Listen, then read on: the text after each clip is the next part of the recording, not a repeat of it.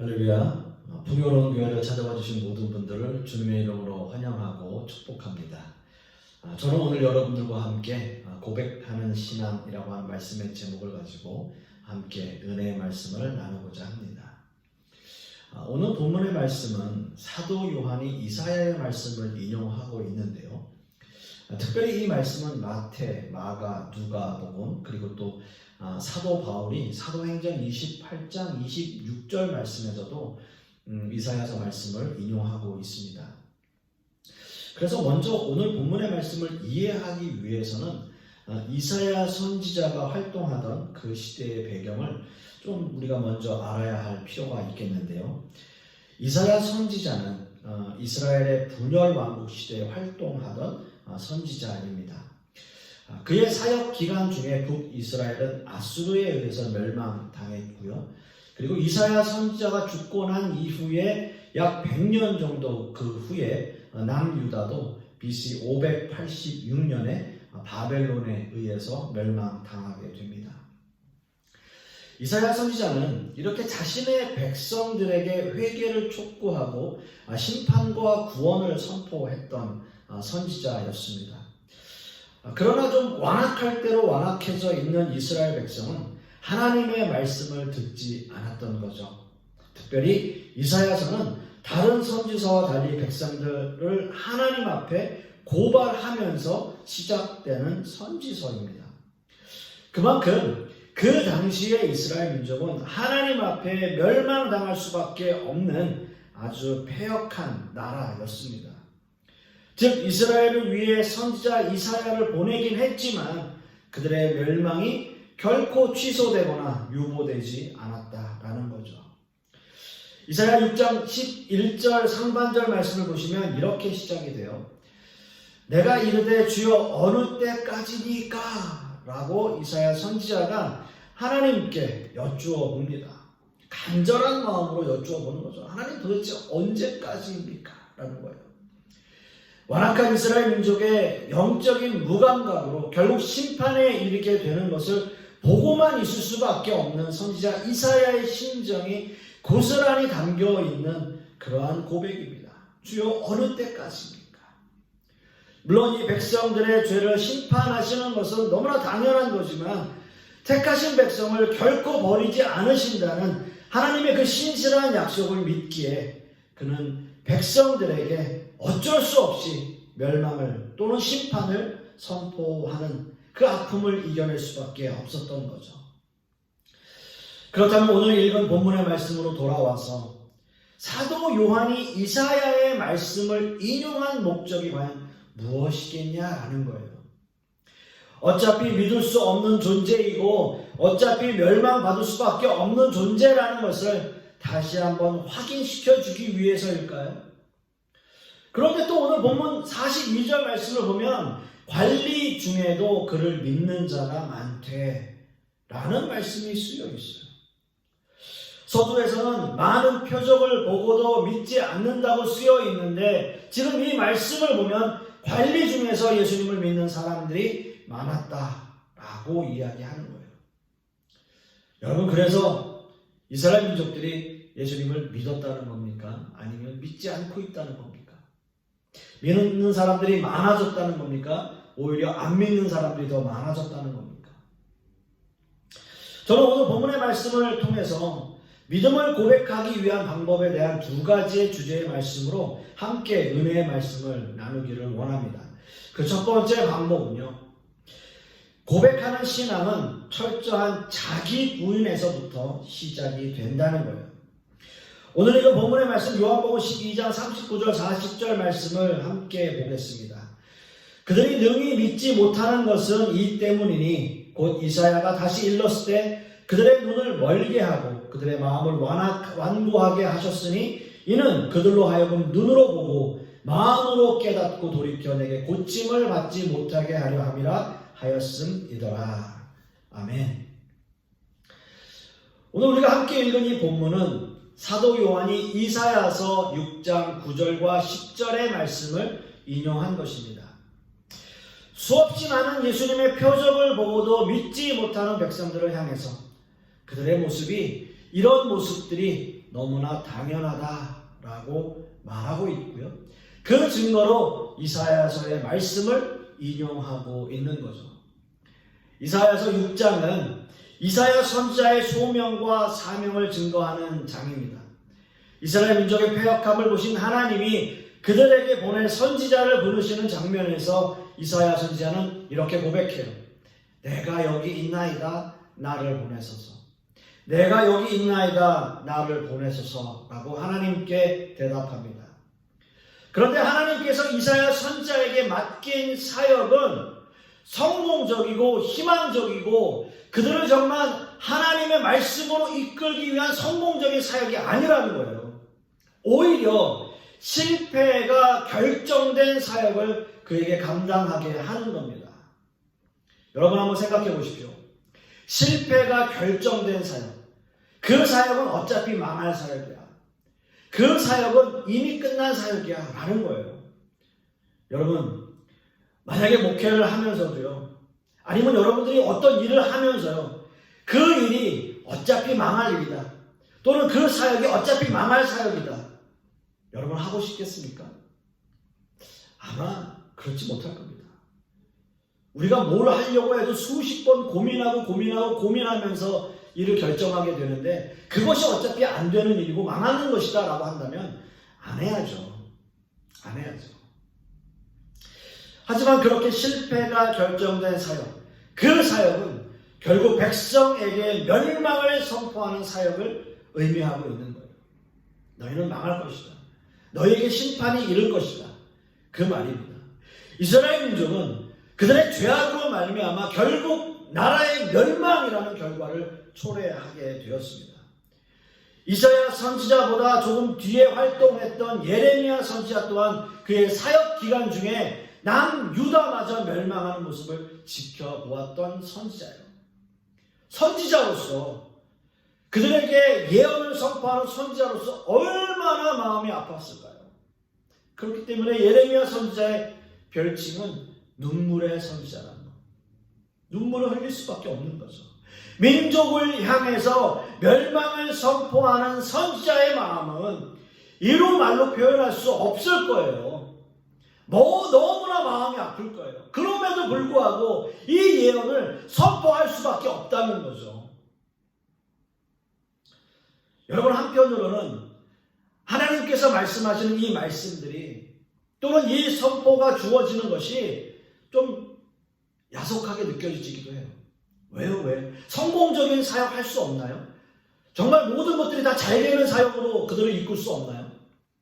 근데 그렇지 않았습니다. 이렇게 실패가 결정된 이 사역을 하나님께서 이 사역을 시키시는 이유는 뭘까요? 어차피 멸망당하고 어차피 심판받을 그 백성들에게 이 말씀을 선포하라고 하는 그 의도가 무엇이냐는 거죠. 어차피 멸망할 수밖에 없는 것이라면 오히려 구원을 선포한다고 하더라도 사실은 소용이 없는 거잖아요.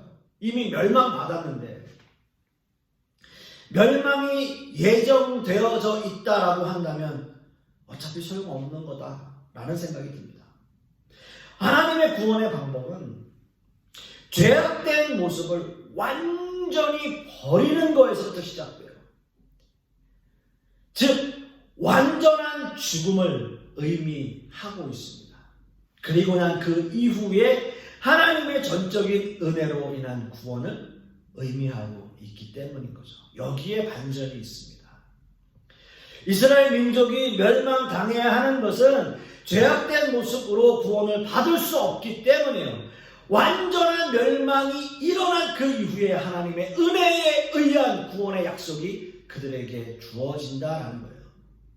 이것이 하나님의 방법입니다. 이사야 6장 13절 말씀을 보시면 그 중에 10분의 1이 아직 남아있을지라도 이것도 황폐하게 될 것이나 밤나무와 상수리 나무가 배임을 당하여도 그 구루터기는 남아있는 것 같이 거룩한 씨가 이 땅에 구루터기니라 하시더라 라고 말씀하고 있습니다. 아멘입니다. 이스라엘 민족이 구원받을 수 있는 오직 한 가지 방법은 바로 신실한 자들 또한 남은 자들을 보존하신다는 하나님의 약속의 말씀을 믿고 있었다라는 거죠. 비록 민족의 멸망으로 슬픔과 고난의 세월을 보냈지만 택하신 하나님의 백성을 다시 회복하시는 신실하신 하나님을 믿고 있었다는 거예요. 이것이 하나님의 약속이고 하나님의 구원이고 하나님의 은혜예요. 그렇다면 여러분, 사도 요한이 이사야서의 말씀을 기록한 의도 분명히 있을 거 아닙니까? 이 말씀을 여기에 인용한 의도, 모든 복음서에 이 말씀을 인용하고 있고 사도 바울 역시도 이 말씀을 인용하고 있는 그 의도가 뭐냐는 거죠. 바로 모든 인간들의 존재를 다시 인식시켜 주는 거예요. 예수 그리스도로 인한 구원의 약속을 다시 말씀하고 있는 거예요.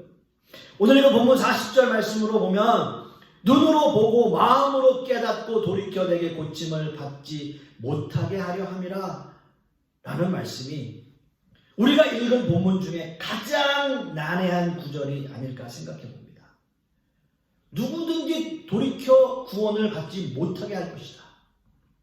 이 말씀의 의미가 멸망이 예정되어 있는 이스라엘 민족처럼 우리 역시 멸망이 선포되어진 존재라는 것을 우리가 인식하게 만드는 거예요. 이 말씀의 중요한 키는 바로 그 다음 구절인 41절 말씀에 있습니다.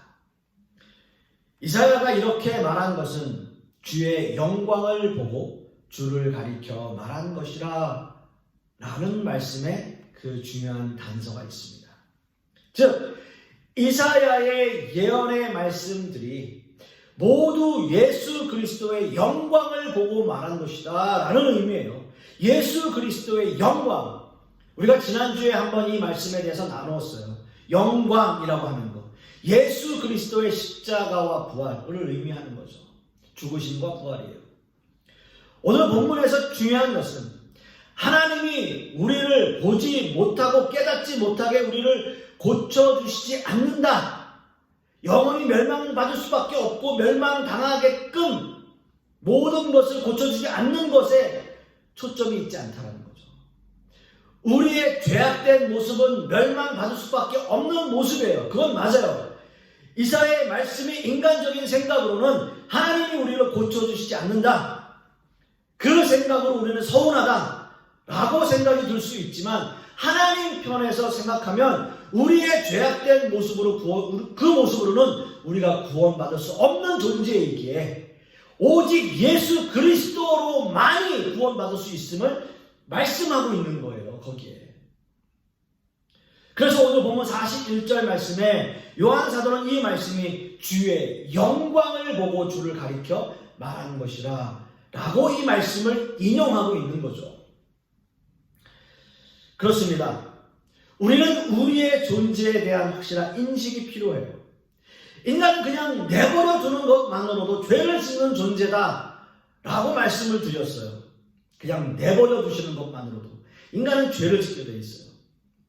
인간은 죄악된 본성이 누구에게나 있습니다. 마치 출애굽 당시에 바로의 마음을 강팍하게 하셨던 그 말씀의 의미 그대로 그의 마음 그냥 내버려 두면 그는 언제든지 하나님을 반대하는 편에 서 있는 거예요.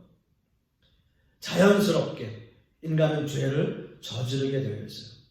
그래서 우리에게는 예수 그리스도의 십자가가 필요해요. 예수 그리스도의 보혈이 필요해요. 예수 그리스도의 은혜가 필요하고 예수 그리스도로 인한 구원이 우리에게 필요해요. 즉 41절 말씀을 통해서 주의 영광을 보는 거예요. 그것만이 우리에게 구원이에요. 그렇기 때문에 우리에게는 예수 그리스도가 필요하다. 예수 그리스도만이 우리의 구원자가 되신다 라는 것을 이 말씀을 통해서 함축하고 있는 거죠. 우리는 나면서 소경된 자처럼 태어날 때부터 세상을 보지 못하고 보지 못하는 것 그것조차도 우리는 불편하지 않은 상태로 살아왔어요. 아니요, 모르고 살아왔다라는 거죠. 그러나 그 눈이 띄어졌을 때, 그래서 완전한 세상을 우리가 볼 수 있었을 때 그것이 우리에게 은혜이고 구원이죠. 우리는 완전히 죽을 수밖에 없는 존재이고 멸망받을 수밖에 없는 존재예요. 그래서 우리는 완전히 죽어야 돼요. 그래야 예수 그리스도로 다시 사는 거예요. 사도 요한의 이사야서 말씀 인용의 목적은 바로 여기에 있습니다. 우리의 죄악된 모습은 완전히 죽을 수밖에 없는 존재라는 거고요. 그래서 우리는 멸망받을 수밖에 없는 존재이지만 오직 예수 그리스도의 공로로만이, 예수 그리스도로 말미암아 우리는 구원을 얻게 되어진다라는 거죠. 이것은 하나님께서 우리에게 주신 약속이고요. 하나님의 전적인 은혜예요. 우리의 어떤 노력이나 우리의 의지가 포함되어져 있지 않은 오직 은혜로만이 이 구원이 가능한 것입니다. 그렇습니다, 여러분. 믿음이라고 하는 것은 우리의 존재에 대한 확실한 인식이라는 거죠. 우리는 죽을 수밖에 없는 존재였고 우리에게는 이미 멸망이 선포되어진 존재였습니다. 그러나 이렇게 죽는 것으로 끝나는 것이 아니라 다시 사는 길은 오직 예수 그리스도의 십자가로만이 가능하다는 거예요. 이사야 선지자가 바라보았던 예수 그리스도의 그 영광, 바로 십자가의 죽으심과 부활, 인간의 죄를 대신 지으신 예수 그리스도의 보혈로 이 모든 것들이 가능하다라고 하는 거죠. 사랑하는 성도 여러분, 이것이 우리의 신앙 고백이어야 되고요. 이것이 바로 믿음을 고백하는 우리의 증거여야 돼요. 이 믿음을 가지시기를 간절히 소망하겠습니다. 그래서 두 번째 방법은 진실한 신앙 고백을 우리가 하는 거죠. 오늘 이거 본문의 말씀 요한복음 12장 42절과 43절의 말씀을 우리가 함께 봅니다. 그러나 관리 중에도 그를 믿는 자가 많되 바리새인들 때문에 드러나게 말하지 못하니 이는 출교를 당할까 두려워함이라. 그들은 사람의 영광을 하나님의 영광보다 더 사랑하였더라. 자, 이 말씀을 보면 너무나 중요한 의미가 이 말씀 속에 담겨 있습니다. 그 당시에 예수님을 따르던 수많은 사람들 중에는 예수님이 메시아이심을 깨달은 사람들이 상당히 있었다라는 거예요. 니고데모 역시도 그가 나중에는 예수 그리스도를 믿는 사람으로 알려지고 있고요. 아리마대 요셉과 같은 사람들도 예수님의 그런 모든 것들을 믿고 따르고 의지하는 사람이 되었고요. 처음에는 예수님에 대한 궁금증으로 예수님을 찾아왔지만 결국 예수님을 따르게 되는 믿음을 갖게 된 사람들이에요. 예수님이 누구신지 올바르게 인식이 되어진 사람들은 이렇게 예수님의 제자가 되는 것입니다. 그러나 이렇게 표면적으로는 예수님을 믿는 것처럼 보이지만 예수님을 정말 진실한 나의 구주로 영접하고 고백하는 일은 결코 쉬운 일은 아니라는 거예요. 오늘 말씀에서도 많은 관리가 예수 그리스도를 믿었지만 그들이 두려워했던 것은 바리새인들이었고 혹시 자신들이 그 사회에서 출교를 당할까라는 염려들이 있었다라는 거예요. 이런 사람들은 신앙을 위해서 자신을 헌신하거나 또는 어떠한 핍박과 고난을 감수하더라도 믿음을 지키려고 하는 노력을 하지 않는 사람들을 말하고 있는 거죠. 어떻게 하든 자신들의 신분을 유지하며 세상의 일원으로 살아가기를 원하는 사람들이었습니다. 마치 세상과 교회에 한 발씩 걸치고 있는 모습이라고 할 수 있습니다. 사실 어떻게 보면 요즘 같은 지금 이 시대, 이 팬데믹 시대에서는 이 말씀이 너무나 마음에 와닿아요. 내가 크리스찬이라고 고백하는 것, 제가 목회자라고 사람들 앞에 고백하는 것, 내가 신앙인이라고 고백하는 것, 요즘 같은 사회에서는, 요즘 같은 시대에서는 정말 쉬운 일이 아니에요. 그럼에도 불구하고 우리는 그런 고백을 해야 되겠죠. 로마서 10장 9절 10절 말씀을 보시면 네가 만일 내 입으로 예수를 주로 시인하며 또 또 하나님께서 그를 죽은 자 가운데서 살리신 것을 내 마음에 믿으면 구원을 받으리라. 사람이 마음으로 믿어 의에 이르고 입으로 시인하여 구원에 이르느니라. 아멘. 이 말씀에서요, 굳이 마음과 입으로 시인하는 문제를 나눌 필요는 없습니다. 두 가지 다 마음과 입으로 시인하는 문제는 인격의 완전한 중심에서부터 우러나오는 그러한 문제이기 때문이에요. 마음으로 믿어야 입으로 시인하게 되고요, 입으로 시인되어야 마음에 확신이 생기게 됩니다. 그러나 어떤 것이라도 빠지게 되면 신앙이 완전하게 자리 잡지는 못하게 되는 거죠. 특별히 믿음을 시인하는 일이 우리의 삶과 인생에 어떠한 불이익이 온다면 우리는 더더욱 진실한 고백을 하기 힘든 그러한 모습으로 변해요.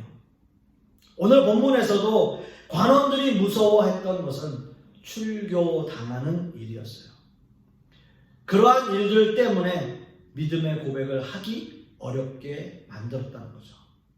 어떤 의미에서는 당시의 현실적인 어려움이 닥치는 일이 그들의 믿음을 흔들고 있었습니다. 우리는 믿음의 문제로 날마다 세상과 싸우고 있습니다. 지금 우리 역시도 그러한 상황입니다. 날마다 주님께 나의 믿음을 고백하지 않는다면 우리는 세상에 질 수밖에 없어요. 세상은 언제나 현실적인 어려움으로 우리의 신앙을 코너로 몰고 가기 때문입니다. 어떻게든 믿음을 지키지 못하고 고백하지 못하도록 우리를 계속해서 흔들고 있는 거죠. 사랑하는 성도 여러분, 우리는 늘 믿음으로 신앙을 고백하는 그러한 마음으로 살아가야 돼요. 주님을 믿고 의지하고 늘 믿음을 하나님 앞에 고백함으로 우리의 신앙을 점검하는 거예요. 사랑하는 성도 여러분, 여러분들의 믿음, 여러분들의 신앙은 과연 어떤 모습입니까? 믿음의 고백을 하고 있는 그러한 신앙인의 모습으로 살아가고 있습니까? 아니면 아직도 세상과 믿음 사이에서 갈등하며 살아가고 있습니까?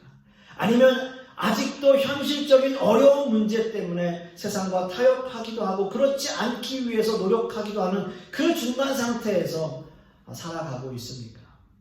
많은 관리들이 바리새인들이 무섭고 또 출교 당하는 것이 무서워서 실제적으로 자기의 신앙을 고백하지 못하며 또 기독교인임을 숨기며 살아왔던 것처럼 우리는 그런 모습이 없는지, 진실한 믿음의 고백을 하기 위해서는 우리의 삶이 하나님께 완전히 붙들린 삶이어야 돼요. 그래야 흔들리지 않아요.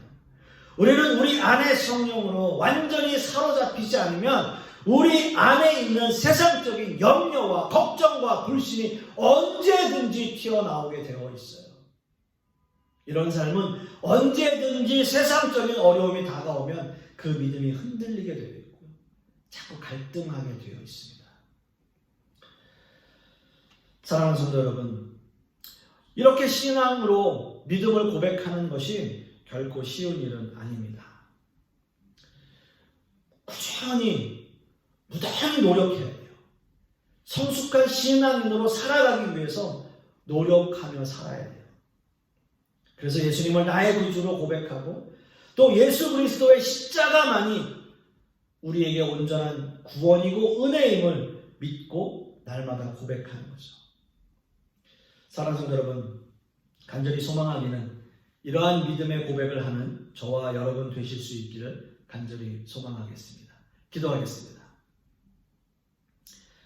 사랑의 하나님, 오늘 예수 그리스도의 이 말씀을 통하여 우리가 느끼는 것은 세상의 어떠한 어려움에도 흔들리지 않는 믿음과 신앙 고백을 할 수 있기를 간절히 소망합니다.